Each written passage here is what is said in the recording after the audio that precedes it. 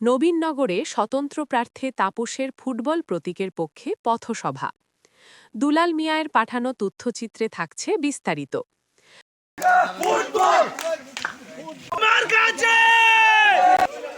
নবীনগর উপজেলার জালশুকা এলাকায় আজ ২৭ জানুয়ারি মঙ্গলবার এক পথসভা অনুষ্ঠিত হয়েছে। পথসভায় প্রধান অতিথির বক্তব্যে কাজী নাজমুল হোসেন তাপস বলেন, নবীনগরের সার্বিক উন্নয়ন, জনগণের অধিকার প্রতিষ্ঠা এবং একটি শান্তিপূর্ণ রাজনৈতিক পরিবেশ নিশ্চিত করাই তার মূল লক্ষ্য। তিনি বলেন, নির্বাচিত হলে নবীনগরে চাঁদাবাজি, মামলা বাণিজ্য, দখলদারিত্বসহ সকল ধরনের রাজনৈতিক হয়রানি বন্ধ করা হবে ইনশাল্লাহ।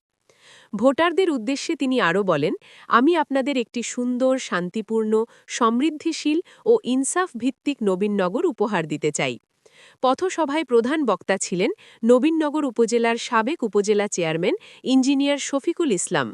বিশেষ অতিথি হিসেবে বক্তব্য রাখেন নবীনগর যুবদলের সাবেক আহ্বায়ক মফিজুর রহমান মকবুল।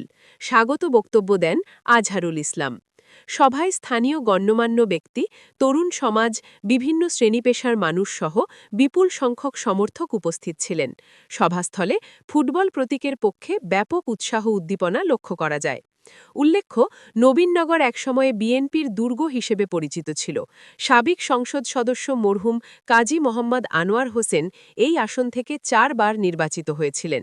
তবে ২০১৭ সালে তার মৃত্যুর পর স্থানীয় বিএনপির বিভক্তি এলাকার রাজনীতিতে নতুন মাত্রা যোগ করেছে। বাণিজ্য, মামলা বাণিজ্য, দখলদারিত্ব ৫ই আগস্টের পরে যেগুলো নাকি প্রচালিত হচ্ছিল পুরো ২১ ইউনিয়ন পৌরসভাতে,